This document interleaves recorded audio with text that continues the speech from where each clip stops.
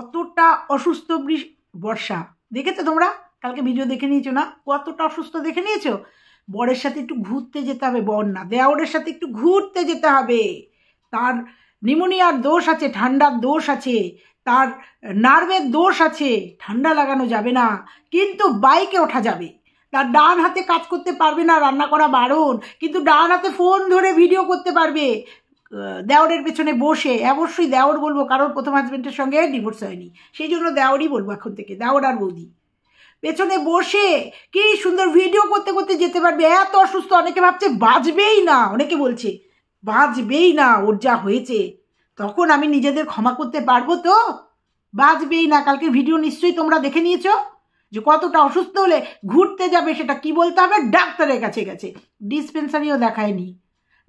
হ্যাঁ, এখানে তুমি ডাক্তারের কথা বললে সেগুলোকে প্রমাণ করতে হবে। যেমন ঠেলার নাম বাবাজি, এতবার বলার পরে কালকে অ্যাপেলোর প্রেসক্রিপশন তো দেখাওনি, অ্যাপেলোর দেখিয়েছো, ফাইল দেখিয়েছে, আর হচ্ছে আনন্দলোকের ফাইল দেখিয়েছে। অ্যাপেলোর যে ডাক্তারগুলোর নাম বলেছিলে না, ফোন করেছিলাম, বলেছি না বন্ধুরা, অ্যাপেলোর সাথে আমার খুব ভালো সম্পর্ক, 5 বার গেছি। অ্যাপেলোর একজন দোভাষী আছে, ওকে বলেছিলাম, যখন অ্যাপেলোতে ফার্স্ট যায় তখন আমি কমেন্ট করেছিলাম, সিম্প্যাথি দেখিয়ে কমেন্ট করেছিলাম। তখন বুঝতে পারিনি তো এত বড় একটা নাটক করছে। কমেন্ট করেছিলাম, অ্যাপেলোতে গিয়ে কোনো প্রয়োজন হলে আমার সাথে যোগাযোগ করো, আইডি নাম্বার দিয়ে দিয়েছিলাম। ওর ভিডিওগুলোতে দেখো, হয়তো আমার কমেন্ট যদি ডিলিট না করে আছে এখনও, প্রত্যেকটা ভিডিওতে কমেন্ট করেছি, আমার সঙ্গে যোগাযোগ করো, ডিটেল দিয়ে দেবো। যখন বলছিল কিচ্ছু জানি না, চিনি না, বলেছিলাম, কারণ যারা যায় একবার গেলেই তাদের অভিজ্ঞতা হয়ে যায়। আর আমি 5 বার যেহেতু গেছি, 5 বার কি 6 বার গেছি, তো যার জন্য আমার ওখানে একটা পরিচিতি হয়েছে। এবং আমাদের লোকাল একজন ওখানে 6টা না 7টা ডাক্তারের সঙ্গে দোভাষী কাজ করে, এবং তার সাথে আমার ভীষণ ভালো সম্পর্ক।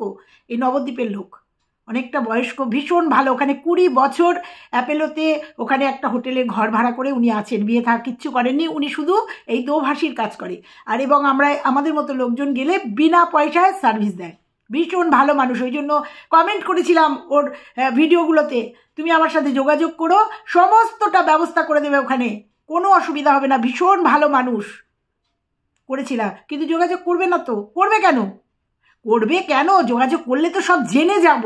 এবং আমি তাকে বলেও ছিলাম যে এরকম একজনকে দেখলে পরে বলবেন তো আমার কথা বলতে। যাই হোক, তিনি খুব ব্যস্ত মানুষ, তিনি দোভাষী। তো কালকে 2টো ডাক্তারের নাম শুনে বলেছিলাম এটা কার ডাক্তার, ভয়েস করা আছে কিসের ডাক্তার, তা উনি, আমি 2টো ডাক্তারের নাম বললাম, যে 2টো ডাক্তারের নাম উনি বললো, ওখানে বললো না, তা বললো একটা নার্ভের ডাক্তার। যে 2টো ডাক্তারের নাম আমি জিজ্ঞাসা করলাম যে দাদা এই 2টো ডাক্তার কিসের, বললো একজন হচ্ছে নার্ভের ডাক্তার আর একজন হচ্ছে জয়েন্ট পেনের ডাক্তার। তো যাই হোক, তোমাদের আজকে আর যদি ভিডিও দিই, সেই ভিডিওটা ডিটেল দিয়ে দেবো, কোথায় দেখিয়েছে, কি ডাক্তার, কি কই, সবটা দিয়ে দেবো। তো যাই হোক, তো অবশেষে কিন্তু ঠেলার নাম, বুঝেছো, অ্যাপেলোর ফাইল দেখাতে হলো। তা অ্যাকচুয়ালি যেটা বুঝতে পারছি যে অ্যাকচুয়ালি কি ওদের নিয়ে মানে বর্ষাকেই ডাক্তার দেখাতে নিয়ে গেছিল, নাকি মায়ের চেক আপ করাতে গেছিলো। কারণ মায়েরও শুনলাম প্রেস মেকার বসানো আছে, মানে বর্ষার মায়ের। এখন তো ওদের কমন বাবা মা, রিতমের তো কেউ নেই, ও তো আকাশ থেকে পড়েছে। ওর ফ্যামিলি মানেই হচ্ছে ওই বর্ষার বাবা মা, ওর তো আর কেউ নেই। তো যাই হোক, বলবো আজকে অনেক কথা বলবো, শুনতে থাকো, ভালো লাগবে। আমি জানি না কোথায় গিয়ে দাঁড়াবে, ভিডিওগুলো এত বড় হয়ে যাচ্ছে না, আমি তার জন্য খুব লজ্জিত। তো শুনলাম যে ওর মায়েরও নাকি প্রেস মেকার বসানো হয়েছিল। হ্যাঁ, দুর্গাপুর ওই যে মিশন হাসপাতালে, সত্যি ওই হাসপাতালটা ভালো, হাসপাতাল থেকে বসিয়েছিল। ওই যে কালকে বলছিল না, হাসপাতালের অনেক লোক বলেছে একটু চেন্নাই যাও, এটাও তো হতে পারে মাকে চেক আপ করাতে নিয়ে গেছে, আর সেই সুযোগে ছেলে, মেয়ে আর জামাইয়ের সাথেও হয়েছে, এতটা অসুস্থ দেখাচ্ছিল, তাহলে একসাথে চলো চেক আপ করে নিয়ে যাই।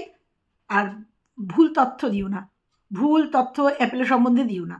হ্যাঁ, অ্যাপেলো একটু কস্টলি, এটা সবাই জানে, যে এইটুকু বাচ্চাও জানে যে অ্যাপেলো একটু কস্টলি, কিন্তু ট্রিটমেন্ট একদম জেনুইন ট্রিটমেন্ট। যেখানে বন্ধুরা তোমাদের বাইরে হয়তো 2 টাকা করে 5 বার 2 টাকা করে খরচা গেলে 10 টাকা খরচা হয় একবারে, আর অ্যাপেলোতে তোমাদের গেলে একবারেই 10 টাকা খরচা হলে একবারেই সেই 10 টাকায় তোমরা রোগমুক্ত হয়ে যাবে, মানে অন্তত অরিজিনাল ট্রিটমেন্টটা হবে, সেটা বুঝতে পেরেছ। আর ও যে বললো ডাক্তার ফিস 1200 টাকা, আমি বলে দিচ্ছি। এবং সেই 1200 টাকা হয়তো এখন 1500 হতে পারে, আমি 1 বছর আগেকার কথা বলছি, সে আমি জেনে তোমাদের বলে দিতে পারবো। 1200 বা 1500, আমি প্রথম যখন গেছিলাম তখন 800 টাকা ছিল। এবং যতবার তোমরা দেখাবে ওই ডাক্তারকে আর একবারও ফিস লাগবে না। ওই যে 1200 বা 1500 টাকা যে ফার্স্ট ফিসটা উনি নেবেন, যে ডাক্তার সেই ডাক্তার ওই যে ফিসটা নেবেন, তারপরে যতবার রিপোর্ট দেখাতে যাও আর 1 পয়সা নেবে না। হ্যাঁ, ওখানে টেস্টের একটু কস্ট, কারণ অরিজিনাল টেস্ট হয়তো খুব উন্নত মানের মেশিন, তো উন্নত মানের মেশিন। আর কোন ডাক্তার বলেছে অ্যাপেলোর টেস্ট, সেই টেস্ট গ্রহণযোগ্য না? একটু জানিও তো কোন ডাক্তার বলেছে যে অ্যাপেলো থেকে অক্টোবরের দিকে এসছে, অক্টোবর সেপ্টেম্বরের শেষের দিকে টেস্ট করিয়েছে, সেই টেস্টগুলো না, গ্রহণযোগ্য না? একটু বলো তো। যাই হোক, কালকে ডাক্তারের কাছে গেল, ওটাও পুরো নাটক। গেছিল ঘুরতে আর গাছ কিনতে, বুঝতে পেরেছ? বলেছিলাম না যে দুর্গাপুরে ঢোকার সাথে সাথে সুস্থ হয়ে যাবে, আর এটাই কামনা করি, সুস্থ হোক, নাটকের থেকে বেরিয়ে এসে সুস্থভাবে ভিডিও করুক, সুস্থভাবে জীবনযাপন করুক, কারণ এখন ওকে নাটক করতে হবে। তো চলো বন্ধুরা, দেখো এখানেই বকতে গিয়ে কতটা দেরি হয়ে গেল। আর বলবো, একজন আমাদের সহ ক্রিয়েটার্সরা বলছিল যে কোনো একটা ভিডিওতে নাকি ফোর্টিসের কথা বলেছে, ফোর্টিসের ট্রিটমেন্ট হয়েছে। বলবো কোথায় ট্রিটমেন্ট হয়েছিল, নিউমোনিয়ার ট্রিটমেন্ট কোথায় হয়েছিল, ক টাকা খরচা হয়েছে, আর সেই টাকা কোথা থেকে কে দিয়েছে, সবটা তোমাদের নিয়ে আসবো। চলো দেখতে থাকো। হ্যালো বন্ধুরা, কেমন আছো তোমরা? নিশ্চয়ই ভালো আছো। আমাদের বর্ষা সুস্থ হয়ে গেছে, তোমরা দেখতে পেয়েছো, বরের সাথে ঘুরতে গেছে, আবার সামনে খুব সম্ভবত ঘুরতে যাবে, সেটা অসুস্থতার নাম করে, হয়তো ব্যাঙ্গালোরে যাবে, কারণ বলছে চেন্নাই খুব কস্টলি। আরে মানুষ, আগে তো জীবন, যেখান থেকে সুস্থ হয়েছে সেখানে যাবে না, সেখানে খুব কস্টলি, তাই জন্য অন্য একটা জায়গায়, আসলে কোথাও যাবেই না, কারণ চেন্নাই অ্যাপেলোর ট্রিটমেন্টেও সুস্থ হয়ে গেছে, কারণ ও যে সব ডাক্তারের কথা বললো, আমি তোমাদের বললাম নিউরো, ওর নাকি মাথায় লেগেছিল, মাথার স্ক্যান করতে দিয়েছিল, তো স্ক্যানের রিপোর্ট কোথায়? স্ক্যানের কি বলছে অপারেশন করতেও হতে পারে, তারপরে ঢোকগুলে বলছে না, আমি বলছি না, আমি মানে বুঝতে পারছে না যে ধরা খেয়ে যাচ্ছে, তো কি বলবে অপারেশনের কথা, কি বলবো নাকি বলবো না। আর ও যে ডাক্তার দেখাতে গেছিল সেটা নিউরোর ডাক্তার, নার্ভের ডাক্তার, বুঝতে পারলাম।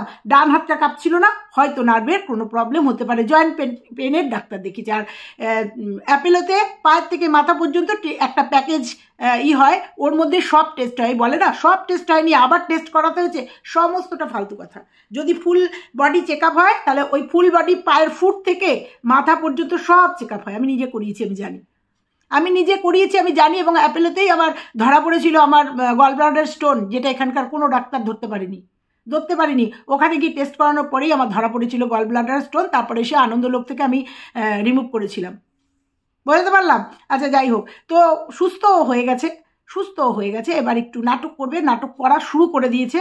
ওরা বাইরে যাবে, আসলে বেড়াতে যাবে। তো একটা কথাই বলি, ফর্টিসের কথা বলি না, ও কোনোদিনই ফর্টিসে ভর্তি হয়নি। যদি কোনো ভিডিওতে আমি দেখিনি যে সেই ভিডিওটা, কিন্তু কোনো সহ ক্রিয়েটারের কাছে শুনলাম কোনো ভিডিওতেও বলেছে ফর্টিসে কোনোদিন ও ভর্তি হয়নি।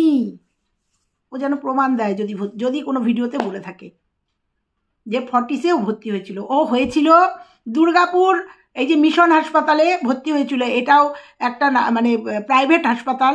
এখানে ভর্তি হয়েছিল যখন ও নিউমোনিয়া ধরা পড়েছিল, এবং ফার্স্ট পেমেন্টটা শ্বশুর পেমেন্ট দিয়ে 15 থেকে 20,000, যদিও রিফান্ড হয়ে গেছে, সেই টাকা দিয়ে ও মিশন হাসপাতালে ভর্তি হয়েছিল, এবং সেখানে 1,20,000 টাকা বিল হয়েছিল, যেটা ওর হাজবেন্ডের কি কার্ড মেডিক্লেম থেকে কাটা হয়েছিল।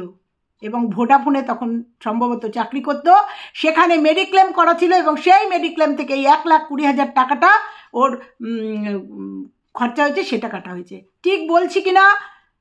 ওরা অবশ্যই জানে আমি ঠিক বলছি, আমি যে কোনো ভুল বলছি না, ওরা জানে, যারা এখানে আছে জানে অরিজিনাল ঘটনাগুলো, তারা জানে আমি ঠিক বলছি। ঠিক আছে, ফর্টিসে কোনোদিনও ভর্তি হয়নি ওর, যার জন্যই এখন ওই হাসপাতালে যেতে বলছে। না, আমি দুর্গাপুর মিশন হাসপাতালে যাব না, কারণ হয়তো সবাই চেনে, কারণ ওর শ্বশুরের পরিচিতি আছে তো, সব জানাজানি হয়ে গেছে, তো হয়তো সেই লজ্জায়, লোকলজ্জায়, তারপরে ওর বাবার একটা ভালো নাম ডাক আছে, সেই লোকলজ্জায়, মারও ট্রিটমেন্ট হয়েছে, লোকলজ্জায় হয়তো ওই হাসপাতালে, মিশন হাসপাতালে ভর্তি হতে, মানে ট্রিটমেন্ট করাতে চাইছে না। কৈফিয়ত দিতে হবে না, পরিচিত দেখলেই তো বলবে মাথা ন্যাড়া কেন, প্রশ্ন আসবে। বা অনেক কিছুই সোশ্যাল মিডিয়াতে যেহেতু আছে সেহেতু প্রশ্ন হতে পারে, কি ব্যাপার কি ব্যাপার, তাহলে উত্তর দিতে হবে না? উত্তর দেবে কি, দেওরকে বিয়ে করেছি? তো যাই হোক, হয়তো সেই জন্যই ওই মিশন হাসপাতালে ভর্তি হবে না বা ট্রিটমেন্ট করাবে না, বাইরে যাবে। তবে চেন্নাইতে না, চেন্নাইতে কস্টলি, আসলে চেন্নাইতে ও পুরো ট্রিটমেন্ট করাতেই যাবে না, কারণ ও পুরোটাই সুস্থ, তোমরা দেখতে থাকো, ও পুরোটাই সুস্থ। এবং কালকের ভিডিওতে একদম পরিষ্কার হয়ে গেছে যে ও পুরোটাই সুস্থ। বলছে আমি টুকটাক কাজ করছি, আমার রান্না করা, কাপড় কাচা যাবে না, কারণ ঠান্ডা পড়েছে, ও ঠান্ডার ধাত আছে, এগুলো করতে পারবে না, জল ঘাটতে পারবে না। আর তারপরে তো তোমাদের আজকে একটা ধামাকাদার কথা বলবো, আর বলবো যে ওর হাজব্যান্ড, অবশ্যই হাজব্যান্ড বলবো, কারণ যারা কোড সার্চ করে দেখে নিয়েছো যে ওর এখনও ডিভোর্স হয়নি। আর হেয়ারিংয়ে একজন প্রশ্ন করেছে ও কেন হেয়ারিংয়ে আসেনি, সেটাও বলবো তোমাদের, আজকে অনেকগুলো প্রশ্ন ক্লিয়ার করবো। তোমাদের আর একটা কথা বলে যাব যে সত্যি অর্ণব আমার সাথে যোগাযোগ করে কত টাকা ওর সাথে ডিল হয়েছে, কারণ একটা বছর ধরে ওকে বিক্রি করেছে। কেউ ওরা কোনো উচ্চ বাচ্চা করেনি, ওরা কি মঙ্গল গ্রহে থাকে নাকি, যে এতদিন পর্যন্ত কোনো ঝড় ওঠেনি, কেউ কোনো প্রতিবাদ করেনি, কোনো স্টেপ নেয়নি, তাহলে হঠাৎ কেন আমি এসে কথা বলছি? অবশ্যই ঠিক বলছি। তো অর্ণব যদি আমাকে এইগুলো তথ্যগুলো না দেয়, তাহলে আমি কোথা থেকে জানলাম? আর ওর তথ্য নিয়ে ভিডিও করব আর বিনা পয়সায়, তাই হয়? পয়সাওয়ালা মানুষ না, পয়সাওয়ালা মানুষ তো, ওই জন্য কত টাকায় ওর সঙ্গে ডিল হয়েছে অবশ্যই তোমাদের বলবো। ওর সাথে ডিল হয়েছে নাকি ওর বাবার সাথে হয়েছে আমার না ঠিক মনে পড়ছে না, মনে করে বলবো যে অ্যাকচুয়ালি ওর বাবার তো 2 নম্বরই প্রচুর পয়সা আছে, এরকম আমাদের মতো 5-7টা ক্রিয়েটারকে পুষে রাখতে পারে। তো তোমাদের বলবো, একদম শেষে গিয়ে বলবো যে ওর বাবা না ছেলে, শ্বশুর না বর যে আমার সাথে কন্ট্যাক্ট করে আমাদের একটা আমাকে একটা টাকার অফার করেছে। একদমই টাকা ছাড়া এই যে কারুর হয়ে কেউ কথা বলে, টাকা ছাড়া, ভিউজের জন্য, ভিউজ ছাড়া কেউ বিনা লাভে লোয়া পায়, বিনা লাভে কুটোটাও পায়। তাই তোমরা যখন ধরে ফেলেছো, তোমরা না, একজন ধরে যখন ফেলেছো, তখন স্বীকার করতে একদম কুণ্ঠিত না।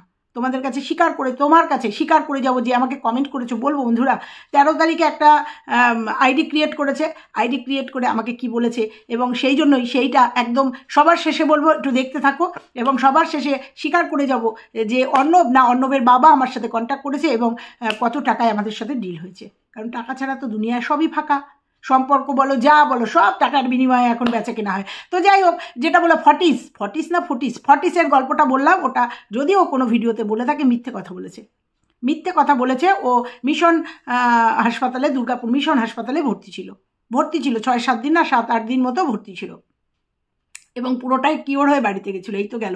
এবার বলি তোমাদের বন্ধুরা, ও সিঙ্গেল মাদার ছিল, ও অনেক কষ্ট করেছে। তোমাদের পারলে আজকে সেকেন্ড যে ভিডিওটা আসবে, সেই ভিডিওটায় তোমাদের ধামাকাদার কিছু তুলে দেবো ওরই খুব কাছের মানুষের, ও যাদের সঙ্গে ওঠা বসা, গল্প গুজব, যাদেরকে হাতিয়ার করে আজকে দেওরের হাত ধরে পালিয়েছে, তাদের কিছু কথা তোমাদের তুলে দেবো।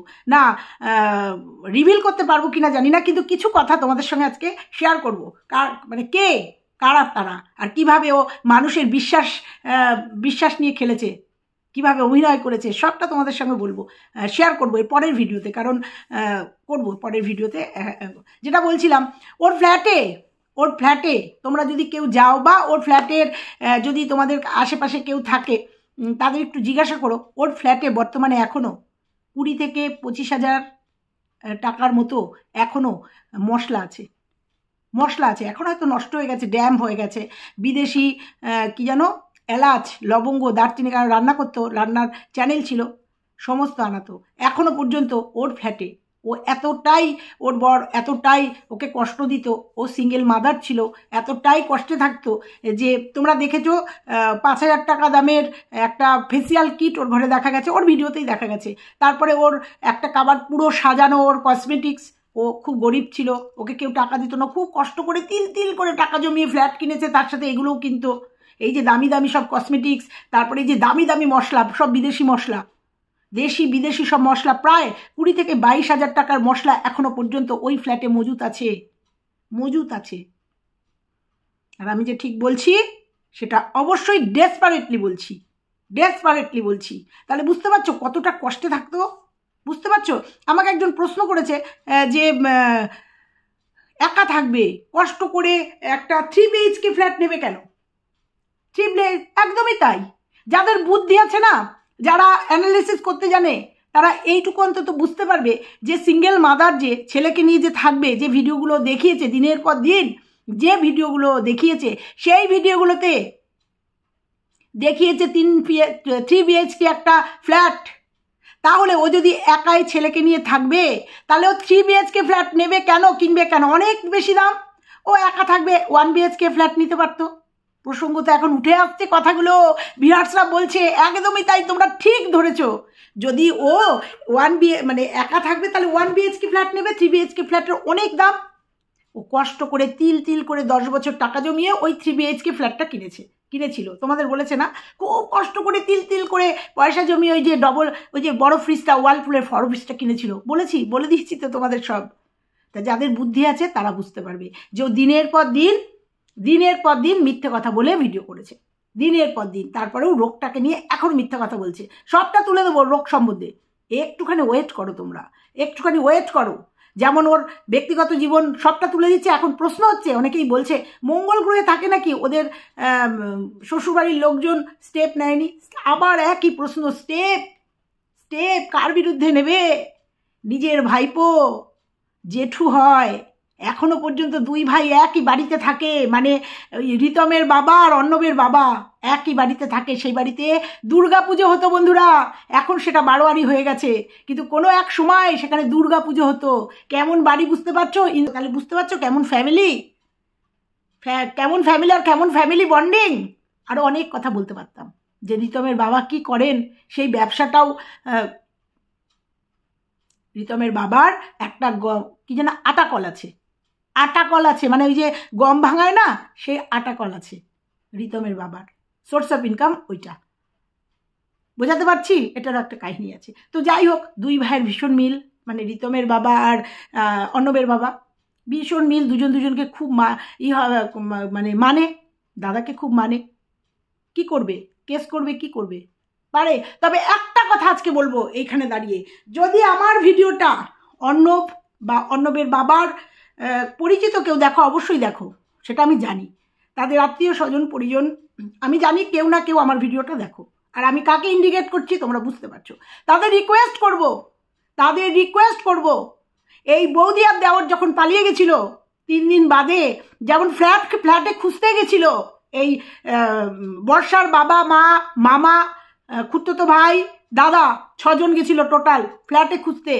মেয়েকে লুকিয়ে রেখেছিল কিনা খুঁজতে গেছিল না, পাইনি, চলে এসছে। সেখানে একটু টকঝকও হয়েছিল। তো যাই হোক, গেছিল যেমন, সেরকম আজকে রিকোয়েস্ট করব আমি, আমার এই বার্তাটা অর্ণবকে বা অর্ণবের বাবার কাছে বা প্রীতমের বাবার কাছে পৌঁছে দেওয়ার জন্য, যে ওরা দুর্গাপুরে ঢুকেছে এবং বর্ষা তার বাড়িতে যাচ্ছে। কালকের ভিডিওতে দেখা গেছে যে তার বাড়িতে গেছে ওই রিতমকে নিয়ে।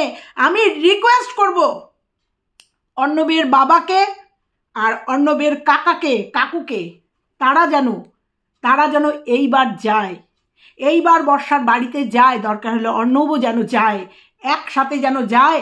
সব ঠিক আছে, মেয়ে চলে গেছে, সব ঠিক আছে, আপনারা প্রশ্রয় দিয়েছেন, সব ঠিক আছে। এই ভিডিওগুলো যেন এখন শো করে যে এইগুলো কেন করেছিল আপনার মেয়ে। দিনের পর দিন আমার ছেলেকে কেন সোশ্যাল মিডিয়াতে এইভাবে নিচু করেছে। আজকে সেই সময় এসছে, যেহেতু বর্ষার বাবা মা মেনে নিয়েছে, দাদা মেনে নিয়েছে, এই বাবা মা দাদাই গেছিল না ফ্ল্যাটে। এখন সময় আছে, রিকোয়েস্ট করব আমি অর্ণবের বাবাকে, অর্ণবের কাকুকে আর অর্ণবকে, যদি কোনো মারফত এই ভিডিওটা যায় তোমাদের কাছে, তাহলে দুর্গাপুর গিয়ে ডাইরেক্ট ওদের বাড়িতে গিয়ে চার্জ করো। এতদিন ঠিকানা পাচ্ছিলে না, খবর এসেছিল, ঠিকানা পাওনি জন্য ওর কিছু করতে পারোনি, কোনো স্টেপ নিতে পারোনি। কারণ স্টেপ নিতে গেলে ঠিকানা লাগে। আর যে ঠিকানায় ডিভোর্সের ইটা গেছিলো, নট ফাউন্ড হয়ে ফিরে গেছে, তাই তো যেহেতু ওরা ছিল না, ওদের কোনো ট্রেস ছিল না। এখন দুর্গাপুরে চলে এসছে, এবং তোমরা দুর্গাপুরের মানুষ অন্তত বুঝতে পারছো ভিডিওগুলো দেখে ওরা কোন এলাকায় রয়েছে। দরকার নেই কোন এলাকায় রয়েছে, ওর বাবা মাকে গিয়ে চার্জ করো যে আমাকে ডিভোর্স না দিয়ে আপনার মেয়ে অবৈধভাবে একজনের সাথে রয়েছে, কি করে এটা আপনারা প্রশ্রয় দিয়েছেন, কি করে এটা প্রশ্রয় দিয়েছেন? চার্জ করো, দেখা যাক না, চার্জ করো। আমি বললাম তোমাদের এই কথাগুলো কারণ অনেক কিছু উঠে আসছে। তোমরা কি মঙ্গল গ্রহে থাকো নাকি? তোমরা কেন স্টেপ নাওনি? এইবার সময় এসছে পাল্টা একটা কারণ স্টেপ নেয়নি, তার আর একটা কারণও হচ্ছে তোমাদের বলেছিলাম যে ও একটা জব করে এবং খুব ওয়েটি একটা জব করে। ওর এই সোশ্যাল মিডিয়া ইউটিউবে কি হচ্ছে, ফেসবুকে কি হচ্ছে দেখার সময় একটা অন্তত ভালো র্যাঙ্কের জব করা একটা ছেলের আমার মনে হয় না সময় আছে, সময় থাকা উচিত। বা একজন 2 নম্বরই ব্যবসায়ী যে 2 নম্বরই ব্যবসা নিয়ে সারাদিন ঘুরে বেড়ায় 75 বছরের একজন মানুষ, তার নিশ্চয়ই সময় নেই যে ইউটিউবে কি হচ্ছে সেগুলো দেখার বা সেগুলো দেখে স্টেপ নেওয়ার বা কে কী কমেন্ট করছে, কে কী বলছে। আমার মনে হয় না সময় আছে তার। তবে একটা কথাই বলবো, যদি আমার এই ভিডিওটা সে তাদের কাছে পৌঁছে দিতে পারো তাহলে আমি বলবো এইবার সময় এসছে। রিতমের বাবা, রিতমের জেঠু, রিতমের দাদা এইবার ঢুকুক ওদের বাড়িতে, বর্ষার বাড়িতে। আমি বলছি ঢুকুক। দেখো তাহলে এইবার দেখো সোশ্যাল মিডিয়াতে কি হয়। আর যদি সেই খবরটা সোশ্যাল মিডিয়াতে আসে তাহলে অন্তত বুঝতে পারবে, তাহলে একদম মুখোশ টেনে খুলে দিতে পারবে। দেখো এই বার্তাটা দিলাম তোমাদের আমি জানি না তোমাদের পর্যন্ত পৌঁছাবে কিনা।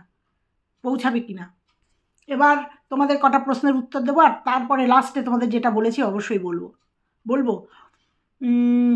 প্রশ্নের উত্তর দেবো বলেছি না, আমার কাছে প্রশ্ন করবে অবশ্যই প্রশ্নের উত্তর দেবো। তোমরা দেখে নিয়েছো আজকে ওর ভিডিওটা থেকে এইটুকুই বলার ছিল যে কতটা সুস্থ বুঝতে পেরেছো। বরের সাথে ঘুরতে গেছে ঠান্ডার মধ্যে, যার নাকি এখন বেড রেস্ট নেওয়ার কথা, বুঝতে পেরেছো। আর একটা ধামাকা দেবে বলছে, ছেলেকে বোধহয় কোনো স্কুলে অ্যাডমিশন করিয়েছে। ছেলেও কি সুন্দর ভিডিও করতে শিখে গেছে, স্বাভাবিক। এটা ব্লগারদের ছেলে, ব্লগারই তো হয়। বলছে তোমরা ভিডিওতে দেখতে পাবে যে আমি কি, কারণ বোঝা গেছে যে কোনো স্কুলে অ্যাডমিশন করাতে গেছে। দেখা যাক, ছেলে মানুষ করবে, ছেলে কত ভালো স্কুলে দিয়ে অ্যাডমিশন করাবে, ক্রিকেট শেখাবে। তো যাই হোক, উত্তর দিই। আমার জানতে ইচ্ছা করে বর্ষা কেন হিয়ারিংয়ে প্রেজেন্ট হলো না। ও যদি এক্স হাজব্যান্ডকে ভালোবাসতো না বা অর্ণবের সাথে থাকতে চাইতো না, তাহলে কেন অর্ণবকে ডিভোর্স দিল না? একদম দারুণ প্রশ্ন, একটা দারুণ প্রশ্ন। প্রথম কথা হচ্ছে, ও যদি হিয়ারিংয়ে যেত, একটা ডিভোর্স কেসে হিয়ারিং হলে পরে অনেক প্রশ্ন উঠে আসতো। কেন ডিভোর্সটা চাইছে? সে যেই চাক, যেদিক থেকেই হোক, কেন ডিভোর্সটা চাইছে? কি উঠবে ডিভোর্সে? কি উঠবে? দেওরের সঙ্গে সম্পর্ক এবং অনেক কিছু উঠে আসবে। এই একটা কেস মানেই তো অনেক কিছু উঠে আসবে। তো হিয়ারিংয়ে গিয়ে কি বলবে? আর ও জানে যে 2-3টে হিয়ারিংয়ে যদি না যায় তাহলে একতরফা ডিভোর্স হয়ে যায়। সেটা হয়তো ওকে কোনো বুদ্ধি দিয়েছে কেউ, সেই জন্য ও হিয়ারিংয়ে যায়নি। এটা আমার মনে হয়, এটা আমার বিবেচনা থেকে তোমাকে উত্তরটা দিলাম যে হিয়ারিংয়ে গেলেও, একটা কেসে হিয়ারিংয়ে গেলে পরেও অনেক প্রশ্ন ওঠে। একদিনে তো ডিভোর্স হয়ে যায় না, 6 মাস এসে রাখে বোধহয়, আমি যেটা শুনেছি। তারপরেও কেসটা চলতে থাকে, তারপরে এক সময় প্রমাণ করতে হবে যে ডিভোর্সটা কেন চাইছে, সেটা কতটা সত্যি, তাই না?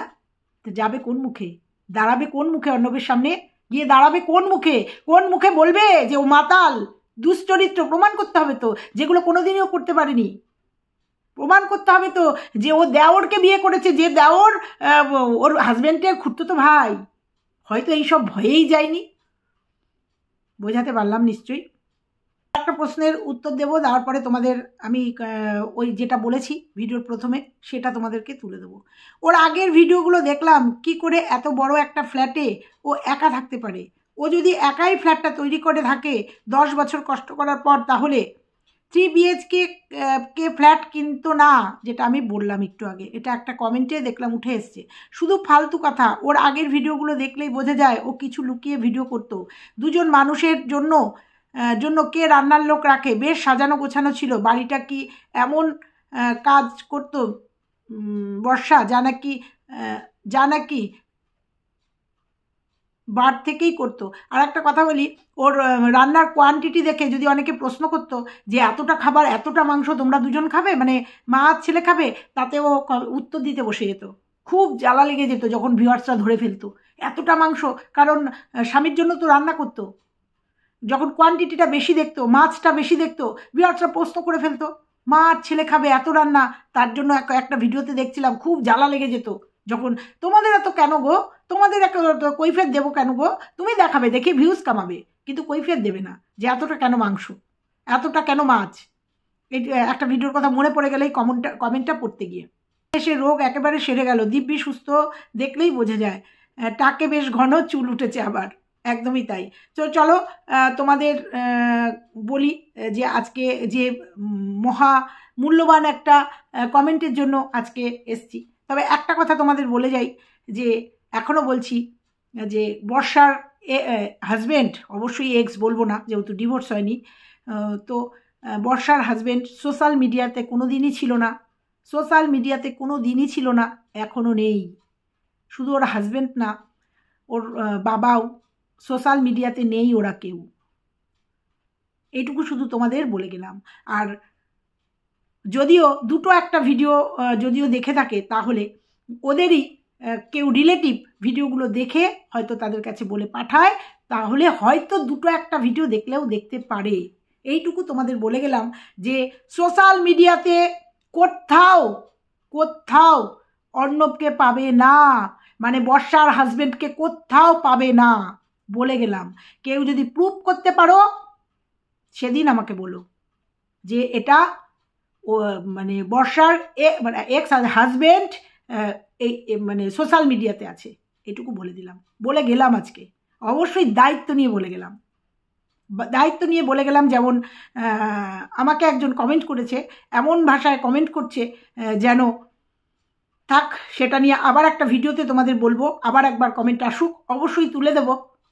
তো আমি যে জন্য আজকে ভিডিওটা করলাম সেটা বলি। একজন লিখেছে, আইডিটা 13ই ডিসেম্বর অর্থাৎ পরশুদিন ক্রিয়েট করা হয়েছে, এবং ক্রিয়েট করেই আমাকে কমেন্ট করেছে, ও আপনি তাহলে ওর নাম করে বলেছে বর্ষার এক্স হাজব্যান্ডের কাছ থেকে টাকা নিয়েছেন ওদের এগেনস্টে ভিডিও বানানোর জন্য। একদম ধরে ফেলেছে, জানো আমার কি ভয় করছে, একদম আমার আসলটা ধরে ফেলেছে। নাহলে সত্যি কথা এত কিছু জানলাম কি করে এত সত্যি তুলে দিলাম। এই যে দেখলাম 13ই ডিসেম্বর 2024 ক্রিয়েট করা, মানে ক্রিয়েটই করেছে আমাকে কমেন্ট করার জন্য। এরকম ওরা করে, এরকম করে। কার কমেন্ট তোমরা নিশ্চয়ই বুঝতে পারছো, এটা কার কমেন্ট, কার আইডি, কে ক্রিয়েট করেছে। আইডি ক্রিয়েট করেই আমাকে কমেন্ট করেছে। এরকম আইডি ক্রিয়েট করেই যখন আইডিগুলো প্রচার হয়ে যায়, প্রমিনেন্ট হয়ে যায়, তখন আইডিগুলো আবার চেঞ্জ হয়, বা আইডি টাইটেলের মানে কমেন্টের ইগুলো চেঞ্জ হয়ে যায়। হ্যাঁ, যেটা উত্তর দেবো, কত টাকা নিয়েছি, অবশ্যই নিয়েছি, বিনা স্বার্থে কাজ করছি, বিনা স্বার্থে। আর টাকা নিয়ে ওদের থেকে যে টাকা নিয়েছি, মানে অর্ণবের বাবার থেকে নিয়েছি, কারণ ওনার তো 2 নম্বরই পয়সা। আর অর্ণবের তো সত্যি কথা বউ চলে গেছে, মন টন খারাপ, কোথায় খাচ্ছে, হয়তো হোম ডেলিভারিতে খাচ্ছে, বাড়িতে রান্নাবান্না হচ্ছে না, হোম ডেলিভারিতে খাচ্ছে। আর যেহেতু বউ নেই, রান্নার লোক তো কাছে কিনা জানি না, হোটেলে আবার রান্নার লোক যদি কোনো মহিলা রাখে তাহলেও আবার হয়তো বদনাম দিয়ে দেবে। চরিত্রহীন ছেলের বাড়িতে কে কাজ করতে আসবে, হয়তো হোম ডেলিভারিতে খাচ্ছে। সে এখন মাতাল হয়ে, মদ খেয়ে মাতাল হয়ে পড়ে আছে ইসের মধ্যে, ওর ফ্ল্যাটের মধ্যে। তাহলে আমাকে টাকাটা কে দিচ্ছে? অবশ্যই ওর 2 নম্বরই ইনকাম করা বাবা দিচ্ছে, তো বা টাকা দিচ্ছে, তার সঙ্গে তথ্য তুলে দিচ্ছে। বলে গেলাম তোমাদের, নাহলে এত খবর জানছি কী করে, তাই এত তথ্য কী করে দিচ্ছি? সত্যি তো, এগুলো তো একটাও মিথ্যে না, এবং ডেসপারেটলি বলছি, সব তথ্য ঠিক দিচ্ছি, যেগুলো দিচ্ছি সব তথ্য ঠিক দিচ্ছি। এবং প্রয়োজনার্থে যা মানে প্রয়োজন হলে অবশ্যই প্রয়োজন হলে সব তথ্যের প্রমাণ দিয়ে দেবো। তাহলে এগুলো টাকা ছাড়া কেউ করে? এত বড় একটা ডিসিশন কেউ নেয়, এত বড় সত্যিগুলো তুলে দেয় কেউ আমার সাথে যোগাযোগ না করলে? অবশ্যই করেছে, টাকার বিনিময়ে করছি। মিটে গেল, বুঝে গেছো? করছি, কারণ এখানে কেউ গাঁজা দম দিয়ে বসে না, এখানে বিনা পয়সায় কেউ খাটে না। কারণ ভিউজের জন্যই তো এত বড় রোগটাকে একদম ওপেন করে একবার ক্যান্সার দেখাচ্ছে, একবার ইউট্রাসে সিস্ট দেখাচ্ছে, একবার কিডনিতে স্টোন বলছে, একবার ডান হাত একবার এরকম করে হয়ে যাচ্ছে, নিউরো পেশেন্ট হয়ে যাচ্ছে। বুঝতে পারছো না? সব টাকার জন্য, সব। কখনো চোখ দিয়ে ব্লিডিং হচ্ছে, কখনো অন্ধ হয়ে যাচ্ছে, হ্যাঁ, সব টাকার জন্য। বরকে মাথায় বাড়ি মেরে প্লট হয়ে গেছে, ন্যাড়াই করতে হয়েছে টাকার জন্য। বুঝতে পারছো? আর ন্যাড়াটা যে কতটা এখন তোমরা বুঝতে পারছো কতটা প্রমিনেন্ট।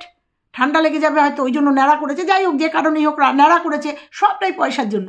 তা পয়সা যারা এখানে মুখ বাজাতে আসে কেউ, তো আমিও পয়সার জন্য এত বড় একটা সুযোগ পেয়েছি, কেন করব না? যে বউ মানে কি এইভাবে চিট করে দিনের পর দিন স্বামীকে, শ্বশুরকে চিট করে পয়সা নিয়েছে, দিনের পর দিন নিয়েছে। আরও অনেক তথ্য আছে, কোথায় কখন কিভাবে কোন পয়সা নিয়েছে অনেক তথ্য আছে। তোমাদের কালকে বলে গেছিলাম না যে ওই যে 5 লাখ টাকা দিয়ে যে ফ্লিপকার্টে ব্যবসা করতো, সেই টাকার কিছু টাকা ফেরত দিয়েছে, আর বাদবাকি টাকা বলেছে যে দিতে পারছি না এই কারণে, কাকে কাকে দিয়েছে সবটা আছে, সব খবর আছে। তাহলে এই খবরগুলো, সত্যি খবরগুলো তুলে দিচ্ছি, তার পারিশ্রমিক নেব না? নেব তো, ওই জন্য নিয়েছি তো। ওই যে অর্ণবের 2 নম্বর ব্যবসা করা বাবাটা আমার সঙ্গে যোগাযোগ করে সব তথ্য তুলে দিচ্ছে। বোঝাতে পারলাম? এই একটা আইডি, আর এই আইডিটা কার আমি জানি এই আইডিটা কার। 13 তারিখে ক্রিয়েট করে আমার জন্য ক্রিয়েট করেছে। এরকম কয়েকটা আইডি ক্রিয়েট হয়েছে, বিভিন্ন নামে ক্রিয়েট হয়েছে, এবং সেই আইডিগুলো দিয়ে বিভিন্ন কন্ট্রোভার্সি, মানে পজিটিভ নেগেটিভ কন্ট্রোভার্সি ক্রিয়েটারদের ঘরে ঘরে কমেন্ট হচ্ছে। কোনটা কোথায় কমেন্ট করা যায়, কি কমেন্ট করা যায়, পুরো পরিষ্কার বোঝা যাচ্ছে। যখন সব মুখগুলো এক হয়ে যাবে না, তখন বুঝতে পারবা কত ধানে কত চাল, তখন বোঝাতে পারবো। আর সব থেকে বড় কথা, আবার বলছি, এই আমার ভিডিওটা যদি ওদের অবধি পৌঁছায়, আর আমি বলবো যে ওই বর্ষার বাড়িতে গিয়ে চার্জ করতে যে এইভাবে ওনার ছেলেকে অর্ণবকে কেন মলেস্ট করা হলো ইউটিউবে, আমার এই ভিডিওটা যদি সেই পর্যন্ত যায়। তো বুঝতে পেরেছ? পরিষ্কার করে দিয়ে গেলাম। এবার বলি বন্ধুরা, আমরা যখন কন্ট্রোভার্সি ক্রিয়েটাররা, যখন আমরা দেখি একটা অন্যায় হচ্ছে ইউটিউবে, সোশ্যাল মিডিয়াতে অন্যায় হচ্ছে, একটা ছেলেকে মলেস্ট করা হচ্ছে, যখন বুঝতে পারি, তখন আমাদের নিজেদের বুদ্ধি বিবেচনা দিয়ে, আর তোমরা হাজার হাজার ভিউয়ার্সরা আমাদের পাশে, সত্যের পাশে দাঁড়িয়ে গিয়ে তোমরা বিভিন্ন তথ্য আমাদের কাছে তুলে দাও। তোমরা জানো, যারা আমাকে তথ্য তুলে দিয়েছো, তারা আমার এই ভিডিওটা দেখছো, তারা জানো কিভাবে তোমাদের আজকে আবার তোমাদের তুলে দেবো যে কে আমার সাথে যোগাযোগ করেছে আর কিভাবে আমার কাছে তথ্য আসছে। সব ভিউয়ার্সরা বন্ধুরা, টাকার বিনিময়ে এখানে কাজ হয় না, এখানে কাজ হয় ভিউজ। হ্যাঁ, অবশ্যই ভিউজের এগেনস্টে আমরা তো একটা টাকা পাই, কিন্তু কেউ দালালি দেবে, কেউ আমাদের হায়ার করবে, আর তার জন্য মিথ্যেটাকে সত্যিটাকে মিথ্যে বলে আমরা এখানে বলবো। আর আমি যে কথাগুলো বলছি অবশ্যই লজিক আছে, তার লজিক দিয়ে কথাগুলো বলছি, এবং প্রত্যেকটা মানুষের, যারা দেখছো, যারা বিবেচনা করছো, তাদের সবার চোখের পট্টি খুলে গেছে। তারা আজকের দিনে দাঁড়িয়ে বুঝতে পারছো দিনের পর দিন কিভাবে বর্ষা নাটক করেছে, কিভাবে বর্ষা নাটক করে তার হাজব্যান্ডকে মলেস্ট করেছে। সমস্তটা তার ভিডিওতেই রয়েছে, তার ভিডিও থেকেই ভিডিও করছি। এর জন্য কাউকে আমাদের লাগাতে হয় না, কাউকে আমাদের ফিট করতে হয় না, কাউকে আমাদের টাকা দিয়ে আমাদেরকে মিথ্যে বলাতে হয় না। যেমন সন্দীপ একদম প্রথম যে ভিডিওটা করেছিল, সেই দিনকে বুঝেছিলাম যে ও নাটক করছে, ভিউজ কামানোর জন্য এটা করছে। তারপরে টিনুর পাশে ঢাল হয়ে গিয়ে দাঁড়িয়েছিলাম, যে একটা মেয়ে ডোমেস্টিক ভায়োলেন্সের শিকার, প্রত্যেকটা ক্রিয়েটার টিনুর পাশে দাঁড়িয়েছিলাম। তারপরে তোমরা দেখেছো আস্তে আস্তে সমস্তটা কেমন খুলে গেছে সবার চোখে, যে পরকিয়া করেছে, আর সেই নেশায় সমস্ত জিনিস সুন্দর করে গুছিয়ে নিয়ে গিয়ে ক্যামেরা অন করে বলেছে, আমি কিচ্ছু আনিনি, আমি এক হাতে এক পায়ে কি এক বস্তে চলে এসেছি। তারপরে দেখেছি সে সোনাদানা থেকে শুরু করে কাগজপত্র সমস্ত নিয়ে গেছে, সব সত্যিটা চলে এসছে, এবং আমরা কিন্তু বুঝতেও পারছি যে ও ফোকলার সাথে এখন রয়েছে, সেটা সবাই বুঝতে পারছি। হ্যাঁ, হয়তো প্রমাণ নেই কোনো, মানে ওর ভিডিও থেকেই বোঝা যাচ্ছে। সেরকমই কাউকে পয়সা দিয়ে এখানে রাখতে হয় না। তারপরে সবাই গিয়ে কিন্তু ওই সন্দীপের পাশে আমরা ঢাল হয়ে গিয়ে দাঁড়িয়েছিলাম, কারণ একদম প্রথমে কিন্তু আমরা ওই মেয়েটার পাশেই দাঁড়িয়েছিলাম। কারণ এখন আইন মেয়েদের দিকে, এখন সিম্প্যাথি কার্ড মেয়েরা খেলতে পারে, মেয়েদের চোখের জল সস্তা হয়, আর সেই সুযোগটা কিছু মেয়েরা নিয়ে কিছু ভালো ছেলেদের মলেস্ট করছে সোশ্যাল মিডিয়াতে এসে। কিছু মেয়েরা এরকম, বর্ষার মতো, এরকম টিনুর মতো প্রচুর মেয়ে আজকে আমাদের সমাজে আছে, যার জন্য সেই সিম্প্যাথি কার্ডটা খেলে ফেলছে, আর যেটা আমার চোখে অন্তত পড়েছে। এবং তার সঙ্গে তোমাদের অসংখ্য ধন্যবাদ, যারা আমাকে দিনের পর দিন এইরকমভাবে তথ্য তুলে দিচ্ছ। আর তোমাদের আমি এখনও দাঁড়িয়ে বলছি, আমি যেগুলো বলছি সব সত্যি কথা। হয়তো কোনো দিন যদি সেই সব দিন আসে যে আমাকে প্রমাণ করতে হবে, অবশ্যই তোমাদের প্রমাণ দিয়ে যাব। যে কথাগুলো এখনো পর্যন্ত বললাম, প্রত্যেকটার প্রমাণ আমি তোমাদের দিয়ে যাব, এইটুকু অঙ্গীকার করে গেলাম তোমাদের কাছে। বুঝতে পারছো তো? চলো বন্ধুরা, বোঝাতে পারলাম? তাহলে ভিডিওটা আজকের মতো এখানেই রাখলাম। সবাই ভালো থেকো, সুস্থ থেকো, সাবধানে থেকো। কখনো যদি কোনো ছেলেকে দেখো এইরকমভাবে অত্যাচারিত, এইরকমভাবে অপদস্থ হচ্ছে কোথাও, ঢাল হয়ে দাঁড়িয়েও সেই ছেলেটার পাশে, ঢাল হয়ে দাঁড়িয়েও। তোমাদের আর একটা ইনফরমেশন এরপরের ভিডিওতে দেব, যে কেন অর্ণব হয়তো কোনো ডিসিশান নিয়েছে, সেই ডিসিশানগুলো কেন অ্যাপ্রোপ্রিয়েট হয়নি। মিসিং ডায়েরি করতে যাওয়ার পরেও মিসিং ডায়েরিগুলো ঠিকঠাক কেন নেওয়া হয়নি, এর পেছনে কার হাত, কি করেছে, কে করেছে, সবটা আছে আমার কাছে। ফোনাফুনি হয়ে গেছিল। থাক, এই ভিডিওতে থাক, পরের ভিডিওতে বলবো যে কেন মিসিং ডায়েরি কি করেছিল, মিসিং ডায়েরি করার পরে তার রেজাল্ট কি হয়েছিল, কেস কি করেছিল, কেস করার পরেও তার রেজাল্ট কি এসেছিল, কেন এগোয়নি, সবটা নিয়ে পরের ভিডিওতে অবশ্যই আসবো। তার আগে যে অনুরোধটা করে গেলাম, আমার এই ভিডিওটা পৌঁছে দিও অর্ণবের কাছে আর অর্ণবের বাবার কাছে, যাতে ওরা এইবার স্টেপ নিতে পারে। তো চলো, সবাই ভালো থেকো, সুস্থ থেকো, টাটা।